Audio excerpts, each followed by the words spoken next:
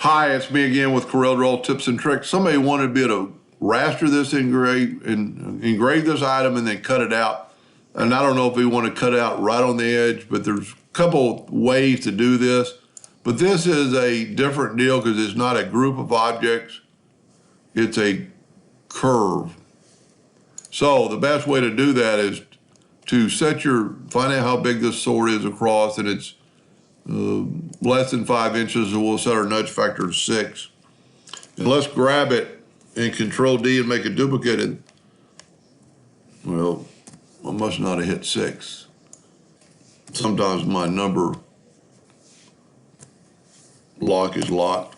So Control D, make a duplicate, and now whoever sent him this file, if you'll set your nudge or your duplicate distance or your nudge duplicate distance to 0, 0, that'll help you a lot. Control D and nudge it out of the way. Now I'm going to take this one and break the curve apart. Now I can nudge it over a couple of times, and I can actually use the boundary tool. And now I've got a boundary, so now I can nudge this back, and I've got a perfect hairline cut around this.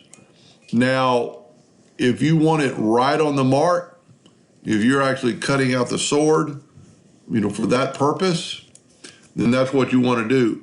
Or you can increase that a little bit by going to Effects and Contour, and let's just contour 0.02 to the outside with rounded corners. And look how small that contour is, but it's going to give you a little bit of wood. If you're cutting it out of wood, go to Object, break the contour apart, grab the middle one or the center one and take it away, and now nudge this one over to the other object. And now you have a little bit of, I must have nudged the wrong one. Let's look at this again. Or it's really so small of a minute of a change. Nope. I went to the inside with my contour somehow. Let's back up here. Let's just start over. Easy enough. Control D, make a duplicate, nudge it over.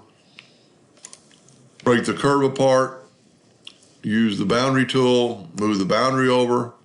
Nudge to the outside, or contour, 0.01, 2.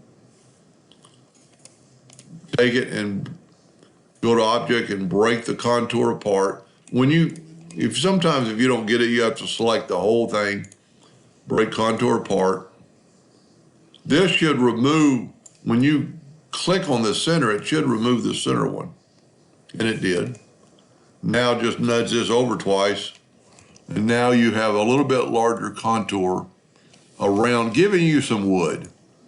It just all depends on what you want. If you want it cut out right on the engraving mark, that's fine. But if you don't, and you can make this less.